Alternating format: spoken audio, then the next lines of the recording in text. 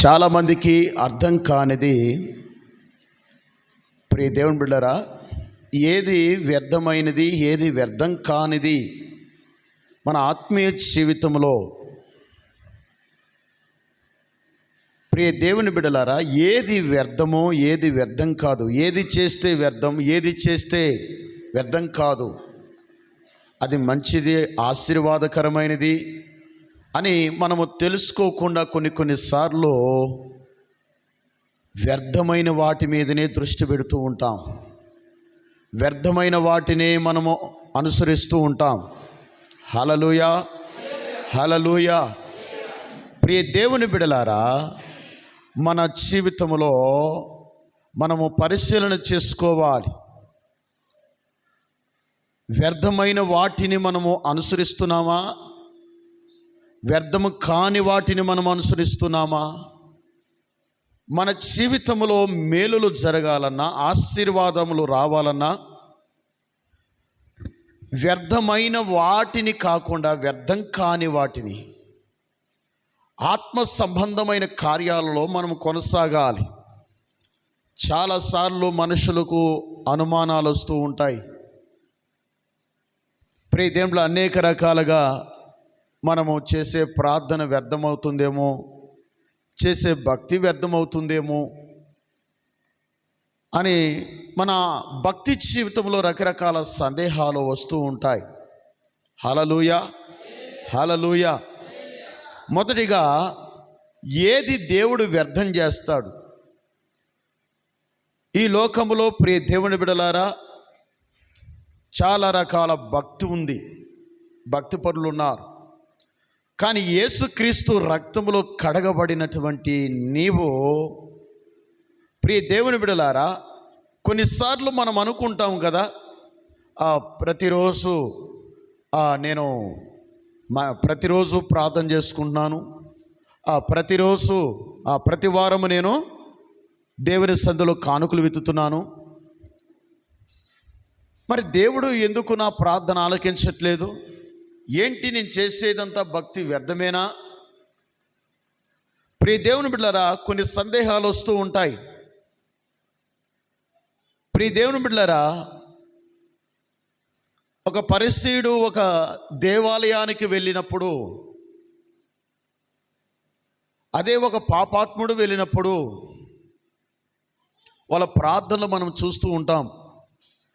ఆ పరిసయ్యుడు అనుకుంటాడు, నేను చేస్తున్నది కరెక్టే, నేను చేస్తున్న భక్తి, నేను చేస్తున్న దాన ధర్మాలు, నేను విత్తుతున్న కానుకలు కానీ, దశంభాగాలు కానీ, నేను చేస్తున్న ఉపవాసములు కానీ ఏది వ్యర్థం కాలేదు అనుకుంటున్నాడు. ప్రియ దేవుని బిడలారా, కానీ అతను చేసేదంతా కూడా వ్యర్థమైనదే అంటున్నాడు దేవుడాడ. ఎవరైతే తగ్గించుకుని ప్రార్థన చేస్తారో, ఎవరైతే తమ హృదయాలను తమ జీవితంలో తమ హృదయంలో దేవునికి ప్రతిష్ఠించుకుంటారో, వారు నీతిమంతులుగా దేవునికి కనబడతారు. అది వ్యర్థం కాదు. నువ్వు తగ్గించుకునే విషయంలో నువ్వు అనుకుంటున్నావేమో, నేను తగ్గించుకుంటే లోకు అవుతానేమో, చిన్నచూపు చూస్తారేమో. ప్రియ దేవుని బిడ్డలారా, మనము దేవుని సన్నిధిలో మనము తగ్గించుకోవాలి. ముఖ్యంగా దేవుని పట్ల తగ్గింపు ఉండాలి. ఆ పరిసయ్యుల్లో చూస్తే ఆ తగ్గింపు లేదు.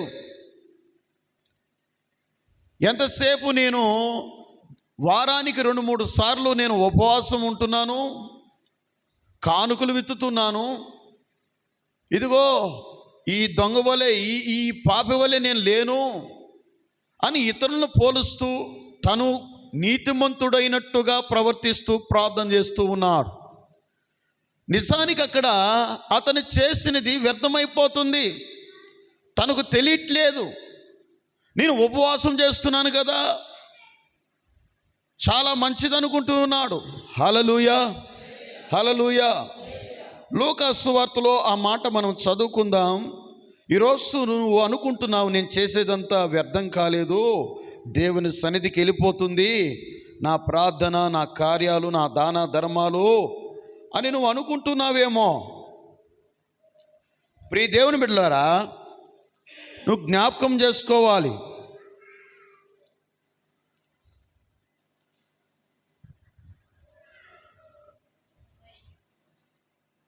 చూడండి, లూకా సువార్త 18వ అధ్యాయములో 10వ వచనములో, ప్రార్థన చేయుటకు ఇద్దరు మనుష్యులు దేవాలయమునకు వెళ్ళిరి. వారిలో ఒకడు పరిసయ్యుడు, ఒకడు సుంకరి. పరిసయ్యుడు నిలవబడి, దేవా, నేను చోరులను, అన్యాయస్తులను, వ్యభిచారులనైనా ఇతర మనుషుల వలనైనను ఈ సుంకరి వలనైనను ఉండనందుకు నీకు. ఇందుకు ఈ ప్రార్థన దేవుడు ఆలకిస్తాడా? తనకు తెలియట్లా నేను చేసే ప్రార్థన వ్యర్థము. హల్లెలూయా. ఎందుకు వ్యర్థమైన ప్రార్థనది? ఎందుకు వ్యర్థమైన ప్రార్థనది? తనను తాను హెచ్చించుకుంటున్నాడు కాబట్టి. హల్లెలూయా. మీకు అర్థమవుతుందా? ఎవరైతే తనను తాను గొప్ప చేసుకుంటాడో వాడు చేసే ప్రార్థన దేవుని దృష్టికి అది వ్యర్థమైనది. ఇక్కడ పరిసయ్యుడు చేస్తున్న ప్రార్థన కూడా అలాంటిదే.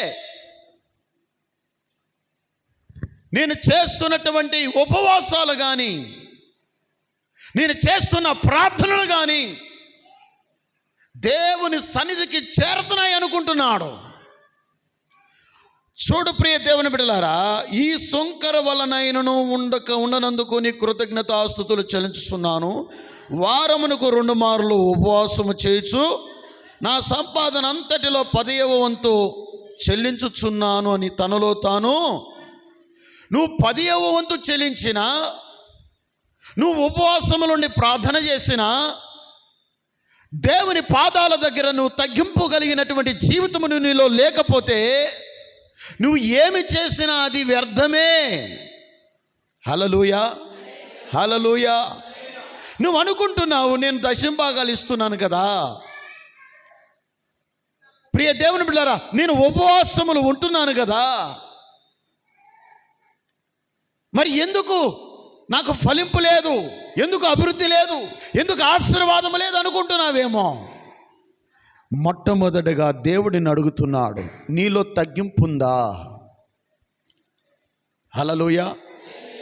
ఈరోజు మనకు అర్థం కాని విషయం ఏంటంటే, ఏది వ్యర్థము ఏది వ్యర్థం కాదో తెలుసుకోలేకపోతున్నావు. నీ భక్తి జీవితంలో నువ్వు చేస్తున్నది కరెక్టా కాదా తెలుసుకుని మనం చేయాలి. హల్లెలూయా, హల్లెలూయా. రేయ్ కొంచెంసేపు ఆయన, ఏది వ్యర్థమో ఏది వ్యర్థం కాదో తెలుసుకుని నువ్వు భక్తి చేయాలి.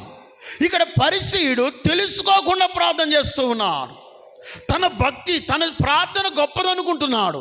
తన ఉపవాస దినములు చేస్తున్న తండ్రి ఆ ఉపవాసాలు గొప్పవనుకుంటున్నాడు. తాను చేసే దాన ధర్మాలు గొప్పవనుకుంటున్నాడు. తను చేసే ప్రార్థన వ్యర్థమని తెలుసుకోలేకపోతూ ఉన్నాడు. కారణం, అతనిలో తగ్గింపు కలిగిన జీవితము లేదు. ఒక సుంకరి చేయుచున్న ప్రార్థన దేవుని హృదయాన్ని కదిలించింది, ఆయన మనస్సును కదిలించింది. ప్రియమైనటువంటి దేవుని బిడ్డలారా, దేవుని ఆలయములోనికి వెళ్ళడానికి కూడా యోగ్యత లేదు నాకని, అర్హత లేదని ఆ సుంకరి దేవుని మందిర ఆవరణములో, ప్రియ దేవుని మందిరం బయట అతను అంటున్నాడు. చూద్దాము రండి, 13వ వచనములో, అయితే సుంకరి దూరముగా నిలబడి ఆకాశం వైపు కన్నులెత్తుడు కైనను ధైర్యము చాలక రొమ్ము కొట్టుకొనుచు, దేవా, పాపినైన నన్ను కరుణించమని పలికెను. అతని కంటే ఇతడు నీతిమంతుడుగా తీర్చబడి తన ఇంటికి వెళ్ళినని మీతో చెప్పుచున్నాను. తన్ను తాను హెచ్చించుకున్నవాడు తగ్గింపబడుననియు, తన్ను తాను తగ్గించుకున్నవాడు హెచ్చించబడుననియు చెప్పెను. ప్రియ దేవుని బిడ్డలారా, ప్రభు అయిన యేసుక్రీస్తు చెప్తున్నాడు, అతడు నీతిమంతుడుగా తీర్చబడి ఇంటికి వెళ్ళాడంట. ఎవరు? సుంకరి. ఎందుకు నీతిమంతుడుగా తీర్చబడ్డాడు? అతడేమైనా ఉపవాస దినములు పాటించాడా? దాన ధర్మాలు చేశాడా? కానుకలు వేశాడా? మన దృష్టిలో కానుకలు వేస్తే అది గొప్పదనుకుంటున్నాం, గంటల తరబడి ప్రార్థన చేయడం గొప్పదనుకుంటున్నాం. ప్రియ దేవుని బిడ్డలారా, మనం చేసే మంచి పనులు గొప్పవి అనుకుంటున్నాం. లోకంలో చూస్తున్నాం కదా, అన్నదానం చేస్తే గొప్పదని, వస్త్రదానం చేస్తే గొప్పదని, వాటి వల్ల నాకెంతో మేలు జరుగుతుందని, నేను దేవుని దృష్టిలో గొప్పదానినని. అది కాదు ప్రియ దేవుని బిడ్డ. నువ్వు వస్త్రదానం చేయి, మంచిదే. అన్నదానం చేయి, మంచిదే. నీలో తగ్గింపు లేకుండా గర్వముతో ఊగిపోతూ ఉంటే అది దేవుని దృష్టికి వ్యర్థమైనదే. నువ్వు చేసే ఆ మంచి పనుల్లో దేవునికి నచ్చవు. ఎందుకంటే నువ్వు గర్వంతో చేస్తూ ఉన్నావు, నువ్వు హెచ్చింపుతో చేస్తూ ఉన్నావు. నాకు మించిన వాడు లేడంటున్నావు. నేను తప్ప వీరికి దిక్కే లేదని గర్వపడుతూ ఉన్నావు. ఇక్కడ పరిసయ్యుడి యొక్క ప్రార్థన కూడా అలాగే ఉంది. నాలాగా భక్తిపరుడు ఎవరు లేరు, నాలాగా ఉపవాస ప్రార్థనలు చేసేవారు ఎవరు లేరు. నా సంపాదనలో, నేను దేవునికి ఇచ్చే కానుకల విషయంలో నాలాంటి వాడు ఎవరు లేడని ఇతరులతో పోల్చుకుంటూ ఉన్నాడు. కానీ దేవుడు అక్కడ ప్రభు అంటున్నాడు, ఎవడు నీతిమంతుడంట? ఉపవాసం చేసిన వాడిని నీతిమంతుడు అనట్లే, తన సంపాదనలో 10వ వంతు ఇచ్చిన వాడిని నీతిమంతుడు అనట్లే. ఎవడు నీతిమంతుడు అంటున్నాడు? దూరంగా నిలిచి ఎవరైతే తగ్గించుకొని ఆకాశం వైపు కన్నులెత్తుడు కూడా అర్హత లేనివాడుగా, కన్నులెత్తుడు కూడా యోగ్యత లేదు నాకని ఎవరైతే తగ్గించుకొని ప్రార్థన చేస్తున్నాడో ఆ సొంకరి నీతిమంతుడుగా దేవుడు నీతిమంతుడుగా తీర్చిదిద్దాడు. హల్లెలూయా, హల్లెలూయా. ప్రియ దేవుని బిడ్డ, ఎప్పుడు కూడా నీ ధనాన్ని బట్టి, నీ పలుకుబడిని బట్టి, నీ ఆస్తిని బట్టి గర్వపడి నువ్వు గర్వంతో ఊగుతూ ప్రార్థన చేస్తే అది ప్రార్థన దేవుని సన్నిధికి చేరదు, అది వ్యర్థము. కానీ నువ్వు అనుకుంటున్నావు నేను చేసేదంతా దేవుని దగ్గరికి వెళ్ళిపోతుంది, దేవుడు నన్ను మెచ్చుకుంటాడు అనుకుంటున్నావు. ఏది వ్యర్థమో ఏది వ్యర్థం కాదో ఈరోజు నువ్వు తెలుసుకోవాలి. ప్రార్థన చేస్తున్నావు, మంచిదే. ఏ హృదయంతో నువ్వు ప్రార్థన చేస్తున్నావు, ఏ మనసుతో నువ్వు ప్రార్థన చేస్తున్నావు? మంచి మనసుతో ప్రార్థన చేస్తున్నావా? ఇతరులను పోల్చుకుంటూ ప్రార్థన చేస్తున్నావా? అందరిలా కాదు, నేను గొప్పవాడిని అని ప్రార్థన చేస్తున్నావా? చేసే ప్రార్థనలో తగ్గింపు కలిగిన జీవితం ఉండాలి. హల్లెలూయా, హల్లెలూయా. ప్రియ సహోదరి సహోదరుడా, హెచ్చు కలిగిన జీవితం మనకొద్దు. తగ్గించుకుంటే ఆటోమేటిక్గా దేవుడే ఒక దినము నిన్ను హెచ్చిస్తాడు. ఎవరు తగ్గించుకుంటారో, తగ్గించుకుని దేవుని మందిరంలో పనిచేస్తారో వారిని దేవుడు దృష్టిస్తాడు, వారిని దేవుడు ఆశీర్వదిస్తాడు, వారు నీతిమంతులు అంటాడు. తగ్గింపు లేకుండా నువ్వు ఏం చేసినా అది వ్యర్థమే. హల్లెలూయా. ఈరోజు సంఘము తెలుసుకోవలసింది, నువ్వు చేయుచున్న పనుల్లో తగ్గింపు లేకపోతే నువ్వు చేసేదంతా కూడా వ్యర్థమే. హల్లెలూయా. ఏమి చేసినా, నువ్వు ఏ పని చేసినా వ్యర్థపరుస్తాడు దేవుడు. రెండోదిగా ఏది వ్యర్థమైనది అంటే, ప్రియ దేవుని బిడ్డలారా, లేవియా కాండంలో మనం చూస్తే, లేవియా కాండం చూద్దాం రండి నాయనా. 26వ అధ్యాయంలో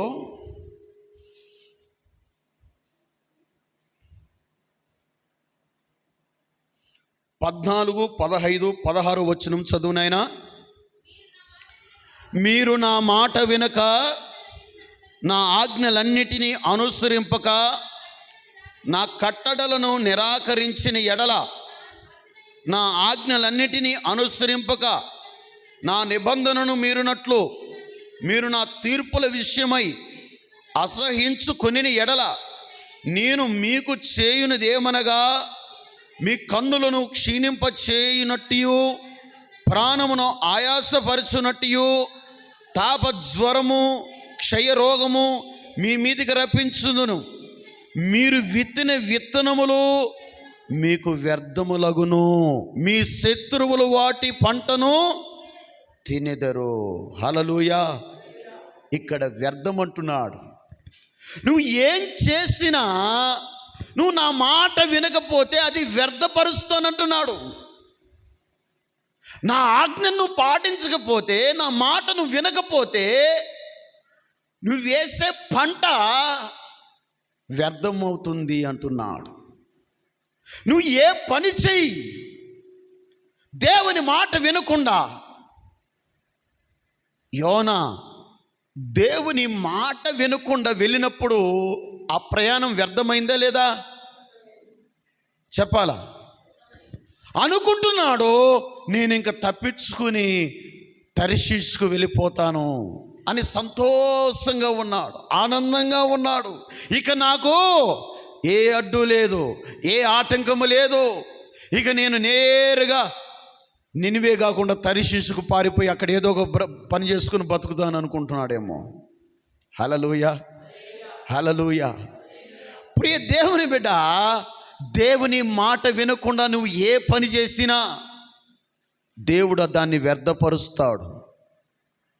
నువ్వు విత్తే విత్తనాలు వ్యర్థమైపోతాయి, పంట రాదు చేతికి, శత్రువులు వచ్చి ఆ పంటను లాక్కెళ్ళిపోతారు, లేదా తెగుళ్ళు పంపిస్తాడు. వీటన్నిటికీ కారణం ఏంటంటే, ఎందుకు వ్యర్థమైపోతుంది నేను విత్తినటువంటి పంట, ఎందుకు నష్టం వస్తుంది, ఎందుకు నా కుటుంబంలో సమాధానం లేదు, ఎందుకు నా ప్రార్థనకు జవాబు లేదు, ఎందుకు నేను చేసేదంతా వ్యర్థమైపోతుంది అనుకుంటున్నావేమో. నువ్వు ఎందుకు వ్యర్థమైపోతుందంటే, నా ఆజ్ఞను అనుసరించకయు అంటున్నాడు దేవుడు. అంటే దేవుని మాట వినకపోవటను బట్టి నువ్వు చేసేదంతా కూడా వ్యర్థపరుస్తూ ఉన్నాడు దేవుడు. హల్లెలూయా. యోనాను ఎక్కడికి పంపన్నాడు? నినివే పట్టణములో దాదాపు 120,000 మంది ప్రజలు నశించిపోతున్నారు. వారికి సువార్తను ప్రకటించడానికి యోనాను ఏర్పరచుకొని యోనాకు చెప్పి, వారి మీదికి నా ఉగ్రత రాకముందే మారు మనస్సు పొంది రక్షణ పొందుతారనుకొని యోనాకు చెప్పి పంపిస్తే, యోనా ఎక్కడికి వెళ్తున్నాడు? చెప్పిన మాట వినకుండా వేరొక దారిని ఎంచుకున్నాడు. ఎప్పుడైనా గుర్తుపెట్టుకోండి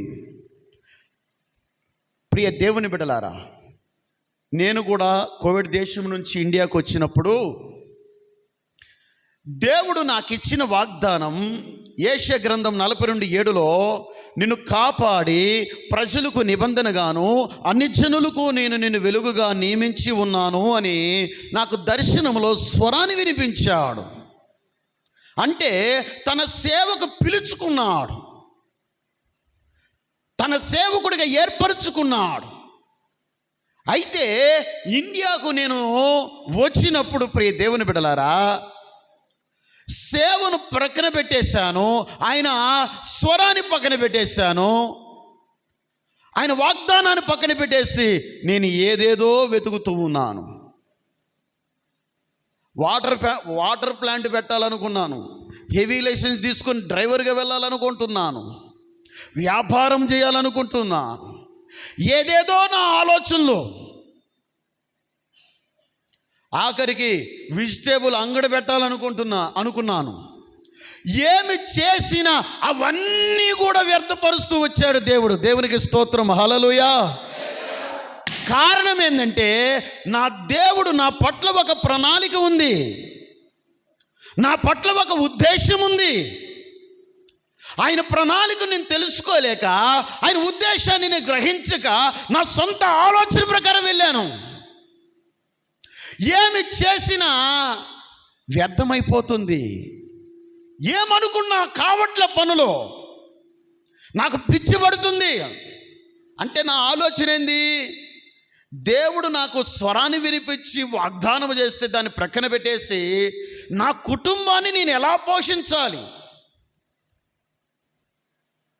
వృద్ధాప్యంలో ఉన్న నా తల్లిదండ్రుల మీద నేను ఆధారపడకూడదు, నా కాళ్ళ మీద నేను నిలబడుకొని నేను పని చేసుకుని నా కుటుంబాన్ని పోషించుకోవాలని ఎన్నెన్నో ఆలోచనలు చేశాను. సేవకు వచ్చిన తర్వాత కూడా కూరగాయల వ్యాపారం చేయాలని పని ప్రారంభించాను. అన్నీ అయిపోయినాయి. తెల్లవారుజామున ఇక ఓపెనింగు షాపు. ప్రియ దేవుని బిడ్డలారా, ఆ రాత్రి దేవుడు ఒక దైవజనుడితో నాతో మాట్లాడాడు. నిన్ను నేను సేవకు పిలిస్తే వ్యాపారం అంటూ, కూరగాయల వ్యాపారం అంటూ పరిగెడుతూ ఉన్నావే, నా చిత్తాన్ని నెరవేర్చేవాడు కావాలని దేవుడు ఆ రోజు నాతో మాట్లాడాడు. వెంటనే ఆ రాత్రి ఒక నిర్ణయం తీసుకున్నాను. ప్రభువా, ఈ కూరగాయలు ఏవి కూడా నాకు లక్షలు రాని, నష్టం రాని, నాకు వద్దు ప్రభువా, నీ మాట వింటానయ్యా అని. హల్లెలూయా. అనగా దేవుని చిత్తము కాకుండా, దేవుని ఉద్దేశంలో నువ్వు లేకుండా వేరొక దారిని వెళితే అది వ్యర్థపరుస్తాడు దేవుడు. అది నువ్వు తెలుసుకోవాలి. నువ్వు ఒక పని చేయాలని తలంచుకున్నావు, తలపెట్టావు, ఆ పని కావట్లేదంటే అది దేవుని చిత్తము కాదు. అది నువ్వు తెలుసుకోవాలి. దేవుని మనము శోధించకూడదు, దేవుని మనం ఏడిపించకూడదు, దేవుని మనము దుఃఖపరచకూడదు. మొదటిగా దేవుని చిత్తాన్ని తెలుసుకోవాలి. ఆనాడు మోషే కానీ దావీదు కానీ దేవుని చిత్తాన్ని తెలుసుకుని వెళ్ళేవారు. విజయాన్ని ఇచ్చేవాడు దేవుడు. హల్లెలూయా, హల్లెలూయా. ప్రియ దేవుని బిడ్డలారా, దేవుని మాట వినకుండా నువ్వు ఏ పని చేసినా దేవుడు ఏం చేస్తాడంట? వ్యర్థపరుస్తాడంట. హల్లెలూయా. మరొకసారి చదువు ఆ మాట 16వ వచనంలో, నేను మీకు చేయనుదేమనగా మీ కన్నులను క్షీణింప చేయునట్టు, ప్రాణములు ఆయాసపరచునట్టు, తాపజ్వరము క్షయరోగమును మీ మీదికి రప్పించదును, మీరు విత్తిన విత్తనములు మీకు వ్యర్థములగును. ఏమి చేసినా నేను వ్యర్థపరుస్తా, కారణం నా మాట మీరు వినలేదు కదా అంటాడు దేవుడు. దేవుని మాట మనం వింటే మనం ఏమి చేసినా అది ఫలిస్తుంది, అది వ్యర్థం కాదు.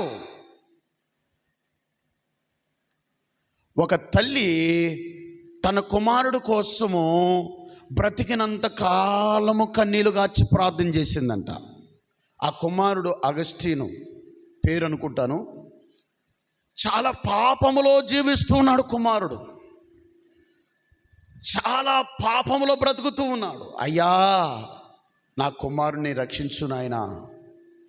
బ్రతికినంత కాలం అందరూ అంటున్నారు, నువ్వు చచ్చిపోయినా నీ బిడ్డ మారడు, ఎందుకు కన్నీళ్ళు గార్చి ఏడ్చి ఏడ్చి ఏడ్చి ప్రార్థన చేస్తావు, వ్యర్థమే అని ప్రజలందరూ అంటున్నారు, తెలిసిన వాళ్ళు. అయినా కూడా పట్టు వదలకుండా ప్రార్థన చేసింది ఆ తల్లి. హల్లెలూయా. ప్రియ దేవుని బిడ్డ, వ్యభిచారములో పాపములో నశించిపోతున్న తన కుమారుడు కొరకు ఆ తల్లి బ్రతికినంత కాలం ఏడుస్తూ ప్రార్థన చేసింది. కానీ చనిపోయినప్పుడు, బ్రతికున్నప్పుడు ఆ బిడ్డ మారలా, ఏనాడు మారలా. ఎప్పుడైతే తల్లి చనిపోయిందో ఆ తల్లిని చూడ్డానికి వచ్చిన బిడ్డ ఆ తల్లి మీద పడి ఏడుస్తూ తన పాపములు ఒప్పుకొని దేవుని సేవకుడుగా మార్చబడ్డాడు. హల్లెలూయా, హల్లెలూయా. ప్రియ దేవుని బిడ్డ, నువ్వు అనుకుంటున్నావో నా ప్రార్థన వ్యర్థమవుతుందని. నువ్వు కార్చే కన్నీటి ప్రార్థన వ్యర్థం కాదు. నువ్వు దేవునికి లోబడి దేవుని మాట విని నువ్వు ప్రార్థన చేయి. ఏమి చేసినా ఆ ప్రార్థనకు దేవుడు జవాబిస్తాడు. బంధువులు అన్నారు, స్నేహితులు అన్నారు, అమ్మా చచ్చిపోయే సమయానికి వచ్చావు, ఎందుకు ప్రార్థన ఆపు, వాడు పుట్టింటాంచి ప్రార్థన చేస్తున్నావు, వాడు మారడమ్మా, వాడు మారడు, నువ్వు ఎందుకు ప్రార్థన చేస్తావు, యేసయ్యని ఎందుకు శోధిస్తావు, నీ కన్నీళ్ళు వ్యర్థమే. అయినా విశ్వాసముతో ప్రార్థన చేసింది. నేను చచ్చిపోయినా నా ప్రార్థన చావదు, ప్రార్థన బ్రతికిస్తుంది. హల్లెలూయా. ప్రార్థనలో జీవమున్నది, ప్రార్థనలో ప్రాణమున్నది. నువ్వు చచ్చిపోవచ్చు. నీ ప్రార్థన, నువ్వు చేసేవే ప్రార్థన నీ బిడ్డల కోసం, నీ బంధువుల కోసం, నీ గ్రామం కోసం, నీ దేశం కోసం చేసేవే, ఆ ప్రార్థన చచ్చిపోదు. ఒకరోజు దేవుడు ఆ ప్రార్థనకు జవాబిస్తాడు.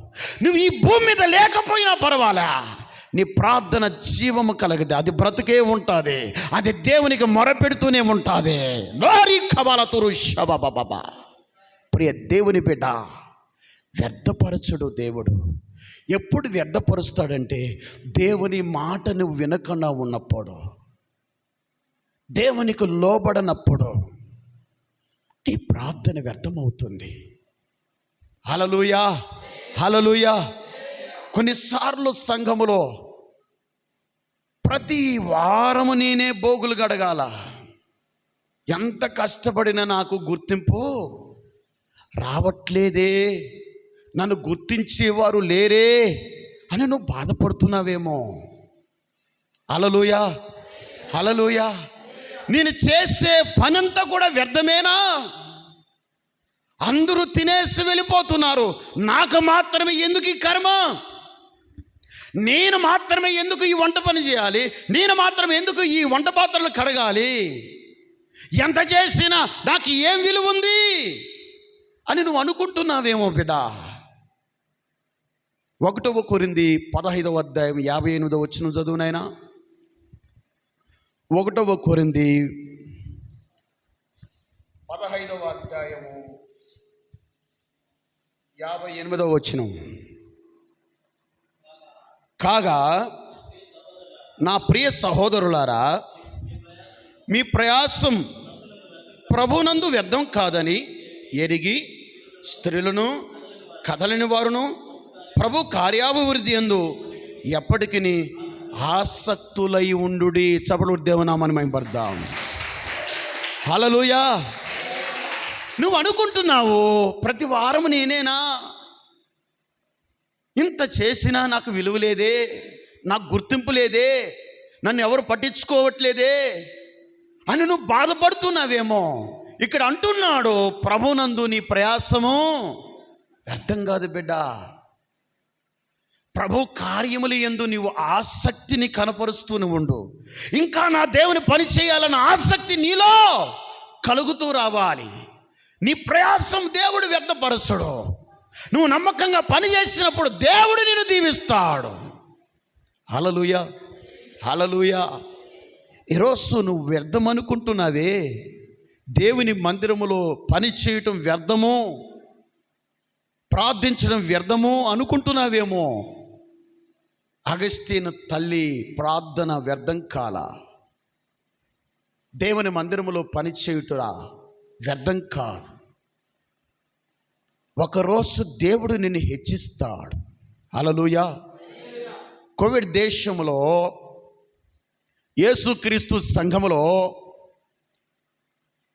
క్రొత్తగా వెళ్ళిన తర్వాత నాకు ఆశ అన్నమాట, దేవుని పని చేయాలని. ఎవరు గుర్తించినా గుర్తించకపోయినా నేను అవి పట్టించుకునేవాడిని కాదు. నేను జాషువా, సీబోన్ వీళ్ళందరూ ఉండేవాళ్ళం. స్పీకర్లు పైనుంచి ఇలాంటి ఇంకా పెద్దవి అన్నమాట, వెయిట్ ఉంటాయి, అవన్నీ పైనుంచి కిందికి దించుకోవాలా, కింద నుంచి మళ్ళా పైకి తీసుకువెళ్ళేవారం. నాతో పాటు మరొక సోదరుడు రమేష్ కూడా ఉండేవాడు. మేమందరం ఇట్లా పని చేస్తూ ఉండేవాళ్ళం. మిగతా వాళ్ళు పైన చూసుకుంటూ ఉండేవారు. కానీ మేము ఏనాడు కూడా పట్టించుకోవాలా, మాకు ఘనత రావాలా, లేదా మమ్మల్ని ఎవరన్నా పట్టించుకోవాలా, మాకేదో ఒక మంచి పేరు రావాలనే కోసం మేము పని చేయలేదు. ఒక ఆసక్తితో, ఇక్కడ అన్నాడు కదా, ప్రభు కార్యాభివృద్ధి యందు ఆసక్తులై ఉండుడి. మేము ఆసక్తితో పని చేశాం. ఆసక్తితో పని చేసినప్పుడు దేవుడు ఏం చేశాడు తెలుసా? నన్ను ట్రాన్స్పోర్ట్ ఇన్ఛార్జిగా చేశాడు. హల్లెలూయా.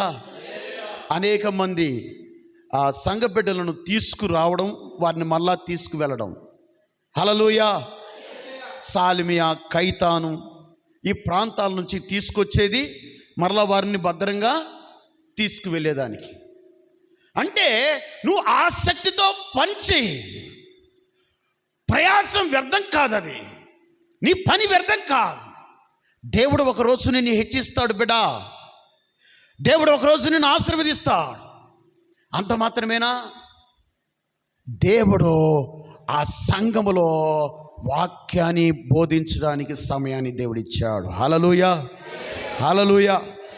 యవనస్తుల సవాసములోను సంఘములోను వాక్యం ప్రకటించడానికి, వాక్యం చెప్పడానికి దేవుడు అవకాశం ఇచ్చాడు. మరి నా పరిస్థితి ముందు ఎక్కడా?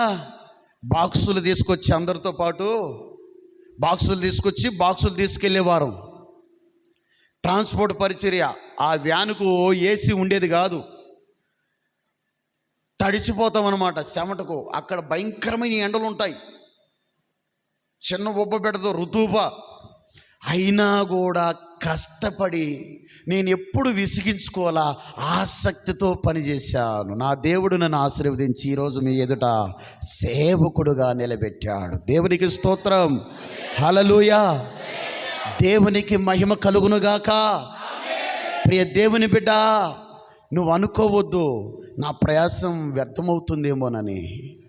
బాధపడవద్దు బిడ్డ. కష్టపడి నిస్వార్థంతో పనిచేయి, ఇష్టంతో పనిచేయి, ఆసక్తితో పనిచేయి. ఒకరోజు దేవుడు నిన్ను ఆశీర్వదించబోతూ ఉన్నా. దేవుడు నన్ను ఆశీర్వదించాడు. మీ ఎదుట సాక్షి నేనే. స్పీకర్లు మోసుకుంటూ ట్రాన్స్పోర్ట్ పరిచయం చేసుకుంటూ బ్రతుకుచున్న నన్ను ఆ మందిరములోని వాక్యం బోధించడానికి అవకాశం ఇచ్చాడు. ఆ దేశాన్ని విడిచి సొంత దేశానికి తీసుకొచ్చి ఇక్కడ మందిరాన్ని ఇచ్చి సేవకుని చేశాడే. ఇంతకంటే ధన్యత ఏం కావాలా?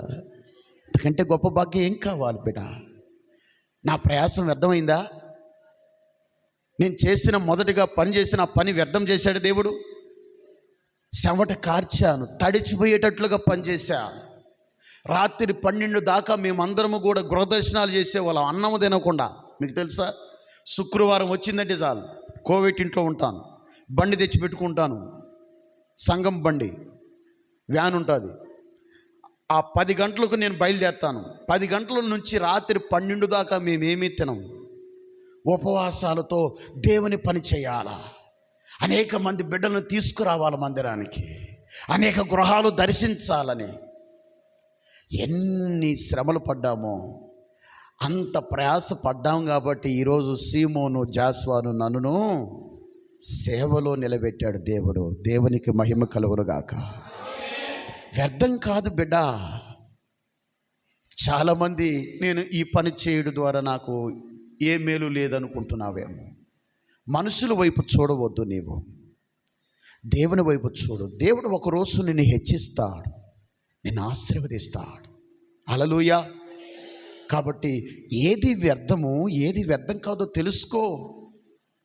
దేవుని మాట వినకపోతే నువ్వు చేసే ఏ పనైనా వ్యర్థపరుస్తాడు.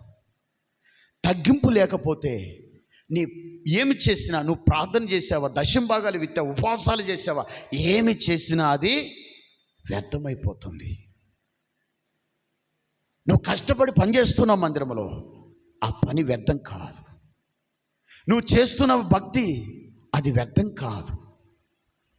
73వ కీర్తనలో ఆసాపు గురించి మాట్లాడుకొని నేను ముగిస్తా. ఆసాపు మంచి భక్తిపరుడు, లేవి గోత్రికుడు, దేవుని మందిరంలో పనిచేస్తూ ఉన్నవాడు,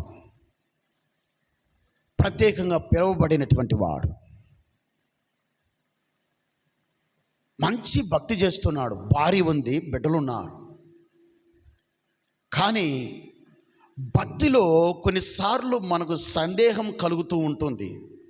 ఇంత భక్తి చేస్తున్నాం, ఇంత సేవ చేస్తున్నాం దేవునికి, మరి మన కుటుంబంలో ఎందుకు సరిపోని బట్టలు, చినిగిపోయిన వస్త్రాలు, సద్దనం తింటూ సరైన తిండి లేక వారు చూడు దేవుని ఆరాధించరు, దేవుని మీద విశ్వాసం లేదు, భక్తిహీనులు, దుర్మార్గమైన పనులు చేస్తున్నారు, అన్యాయమైన పనులు చేస్తున్నారు. వారేమో రోజు బిర్యానీలు, చేపలు, చికెన్లు, మటన్లు అన్నీ బాగున్నాయే అని హృదయంలో మత్సరపడాడంట. ఎందుకు? నేను చేసే భక్తి దేని కొరకు? ఇంత చేసిన ఈ భక్తి వ్యర్థమేనా? నేను ఇంతకాలం దేవునికి నమ్మకంగా బ్రతకడం వ్యర్థమే కదా. నా కుటుంబ పరిస్థితి రోజు రోజు దిగజారిపోతుంది. వాళ్ళేమో ఇల్లులు కట్టుకుంటున్నారు, ఇల్లు మీద ఇల్లు కట్టుకుంటున్నారు, స్థలాలు తీసుకుంటున్నారు, చూడబోతే ఆస్తులు సంపాదించుకుంటారు, అన్నీ సంపాదించుకుంటున్నారు. కానీ నా బిడ్డలకు పట్టిన అన్నం పెట్టలేకపోతున్నానే. కడుపు నిండా ఒక పూట నా బిడ్డలకు భోజనం పెట్టలేకపోతున్నాను కదా. నేను చేసే భక్తి వ్యర్థమా? హృదయములో మత్సరపడ్డాడు, హృదయంలో వేదన పడ్డాడు, రాత్రింబగులు ఉపవాసంతో కన్నీళ్లు కారుస్తున్నాను కదా. నా ప్రక్కవారు బ్రతుకులు చూస్తే బాగున్నాయి. నా పిల్లలు చయ్యా నాకు ఒక మంచి ఫుడ్ కడుపు నిండా పెట్టించు నాయన అంటే నేను పెట్టలేకపోతున్నానే. నా బిడ్డల ఆకలి తీర్చలేని తండ్రిగా ఉన్నానే. ఇంత చేసినా నా భక్తి ఎందుకు వ్యర్థం కదా. ఈ చేస్తున్న భక్తి ఎవరి కోసం? నా బిడ్డలు పస్తుతో ఉంటున్నారు, సరైన వస్త్రములు లేవు. నేను చేసే భక్తి వ్యర్థం అని హృదయంలో మత్సరపడుతూ బాధపడుతూ ఉన్నాను. ప్రియ దేవుని బిడ్డ, ఈరోజు నువ్వు కూడా నీ భక్తిలో నీకు సందేహాలు వస్తున్నాయేమో, అనుమానాలు వస్తున్నాయేమో. నేను దేవుని నమ్ముకోవడం కరెక్టేనా? కొన్నిసార్లు అన్నిచ్చనులు ప్రియ దేవుని బిడ్డలారా చాలాసార్లు నిందిస్తూ ఉంటారు, అవమానపరుస్తూ ఉంటారు. కొన్నిసార్లు నీకు అనిపిస్తుంది నేను ఎందుకు దేవుని నమ్ముకున్నానని. నేను ప్రభువుని నమ్ముకోవడము వ్యర్థమే కదా, నేను మందిరానికి పోవడం వ్యర్థమే కదా, దేవుని కొరకు ఇన్ని శ్రమలు అనుభవించడం వ్యర్థమే అని బాధపడుతూ వ్యర్థమే అనుకుంటున్నావేమో. నువ్వు చేసే భక్తి ఎప్పటికీ వ్యర్థం కాదు బిడ్డ. అది దేవుడు చూస్తూ ఉన్నాడు. దేవుడు నువ్వు పొందుతున్న శ్రమలు, నువ్వు పొందుతున్న వేదనలు దేవుడు చూస్తూ ఉన్నాడు. హల్లెలూయా. దేవుడు ఉపకారము చేయకుండా ఉండడు. కీర్తన గ్రంథంలో ఒక మాట అంటాడు, 145వ కీర్తన 9వ వచనంలో ఒక మాట అంటాడు. చూద్దాం రండి.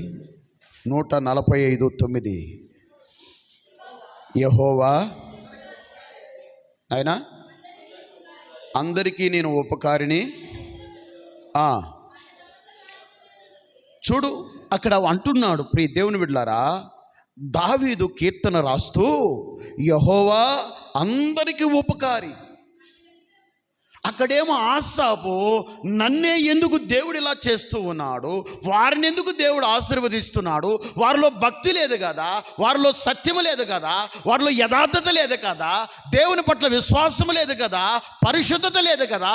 కానీ నాలో పరిశుద్ధత ఉంది, ప్రార్థన ఉంది, విశ్వాసం ఉంది, అయినా నా భక్తి వ్యర్థమే. ఎందుకంటే వారేమో ఇల్లు మీద ఇల్లు కట్టుకుంటున్నారు, మంచిగా వారి బిడ్డలకు మంచి చదువులు చదివిస్తున్నారు, మంచి బట్టలు తీపిస్తున్నారు, కానీ నా బిడ్డలకు పట్టిడి అన్నం పెట్టలేకపోతున్నానని బాధపడుతూ ఉన్నాడు. వ్యర్థమే అని బ్రతుకుతూ ఉన్నాడు.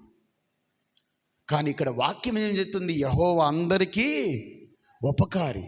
మంచి వారి మీదను వర్షాన్ని కుమ్మరిస్తాడు, చెడ్డవారి మీద కూడా వర్షాన్ని. హల్లెలూయా, హల్లెలూయా. దేవుడు అందరికీ ఉపకారం చేసేవాడు బిడ్డ. నువ్వు తెలుసుకోవలసినటువంటి సత్యం ఏంటంటే, ఈ పాపాత్ములు ఎందుకు ఇంత వృద్ధి చెందుతున్నారు, ఇంత బాగున్నారు అనుకుంటున్నావేమో. దేవుడు అన్యాయస్తుడు కాదు, ఆ పక్షపాతము కలిగిన వాడు కాదు. రోమాపత్రిక 2వ అధ్యాయంలో ఉంటుంది కదా, ఆయన పక్షపాతము లేనివాడు, అందరినీ సమానంగా ప్రేమిస్తాడు. కానీ కొన్ని సార్లు మన భక్తి జీవితంలో కొన్ని శ్రమలు వస్తాయి. యోబుకు వచ్చాయా లేదా? కష్టాలు వచ్చాయా లేదా? శ్రమలు వచ్చాయా లేదా? ప్రియ దేవుని బిడ్డలారా, వచ్చిన శ్రమలను బట్టి దేవుడు ఏమైనా విడిచిపెట్టేశాడా? యోబు ఏమైనా దేవుని విడిచిపెట్టాడా? పోయిన బిడ్డలను మరలా ఇచ్చాడు దేవుడు, పోయిన ఆస్తిని మరలా ఇచ్చాడు దేవుడు. ఆ దేశంలో ఆ కుమార్తెలు, సౌందర్యమైనటువంటి కుమార్తెలు ఎవరు లేరంట. అంత అందమైన కుమార్తెలను దేవుడిచ్చాడు. హల్లెలూయా. యోబు అనుకోలేదే, నేను చేసే భక్తి వ్యర్థమైపోయింది కదా, ఈరోజు నేను అన్నీ కోల్పోయాను కదా అని అనుకోలా. మూర్ఖురాలు వలె మాట్లాడవద్దన్నాడు తన భార్యను. ఆమె అన్నది, ఇన్ని చేసావు ఏమి లాభం? బిడ్డలు పోయారు, ఆస్తి పోయింది, పైపెచ్చు నువ్వు రోగముతో ఉన్నావు, ఇంత గడ్డలున్నాయి, సీంగారుతూ ఉంది, ఈగులు మలుతున్నాయి. నీ పరిస్థితి చూస్తే ఇంక నువ్వు చచ్చిపోవడమే మేలు, కాబట్టి నీ దేవుని దూషించి నువ్వు చచ్చిపో. హల్లెలూయా. ఆ పరిస్థితుల్లో కూడా యోబు అన్నాడు గొప్ప మాట, మూర్ఖురాలు వలె ఎప్పుడు దేవుని నుంచి ఆశీర్వాదాలు, సుఖభోగాల, శ్రమలు వద్దా అన్నాడు. హల్లెలూయా, హల్లెలూయా. ప్రియమైనటువంటి దేవుని బిడ్డ, వ్యర్థం కాదమ్మా, నీ భక్తి వ్యర్థం కాదు. ప్రభువే అన్నాడు కదా, భూలోకములో ఇలాంటి భక్తిపరుడు, యోబు లాంటి భక్తిపరుడు ఎవరు లేడన్నాడు దేవుడు. కాబట్టి నువ్వు చేసే భక్తి వ్యర్థం కాదు. ఆసాపు అనుకుంటున్నాడు, నేను చేసే భక్తి వ్యర్థమేమో, అందుకే నా కుటుంబాన్ని పోషించుకోలేకపోతున్నా, నా కుటుంబాన్ని నేను పోషించుకోలేకపోతున్నా. వారు చూస్తే వారిలో భక్తి లేదు, విశ్వాసం లేదు, కానీ దేవుని ఎరగలా. హల్లెలూయా. సౌండ్ తగ్గించారు.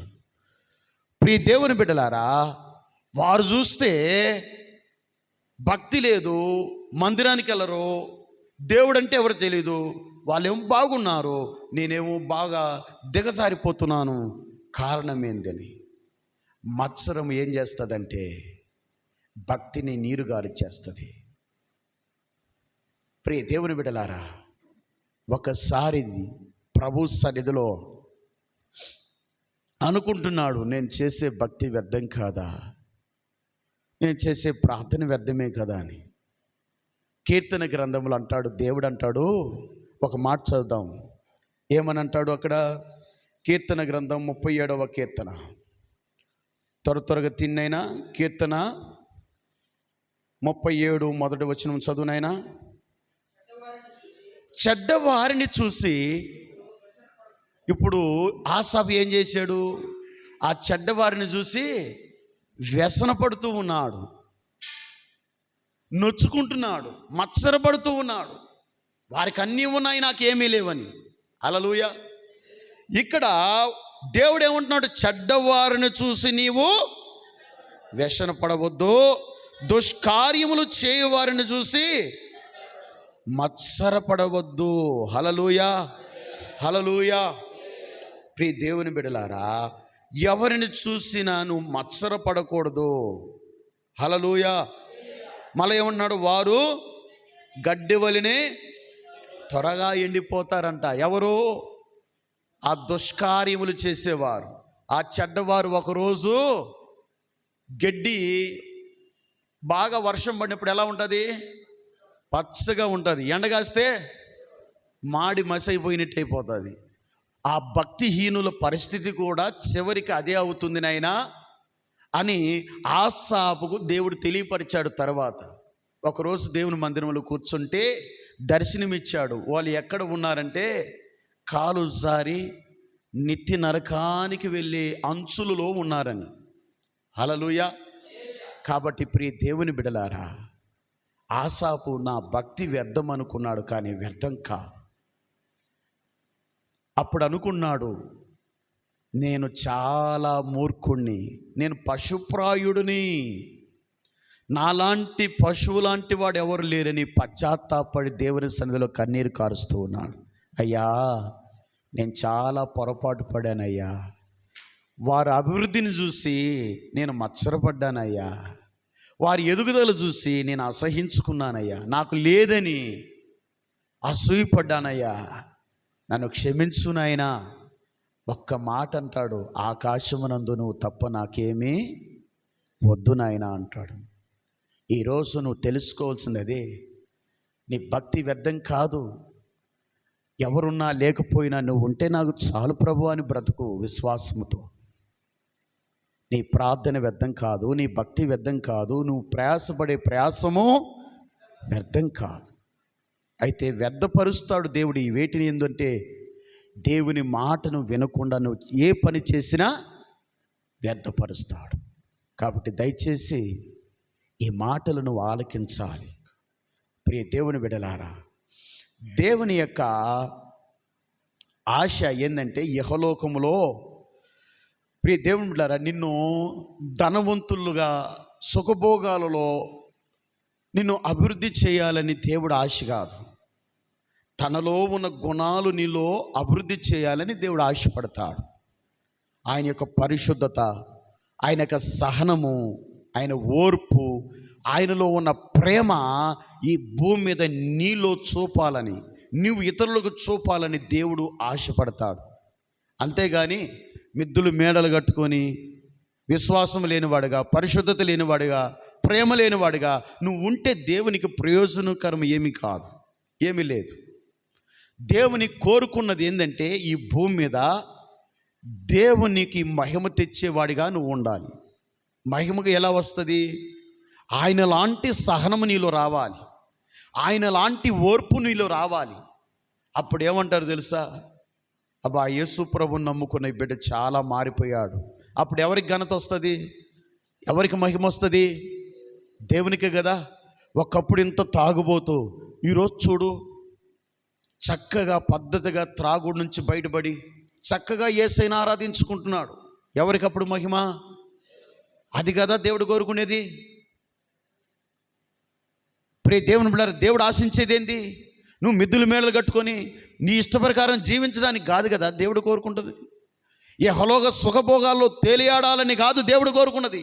నీకు పరలోక రాజ్యములో, ఆ మహిమగల రాజ్యములో నీకు స్థానం ఇవ్వడానికి కదా ఆయన ఆశపడుతున్నది.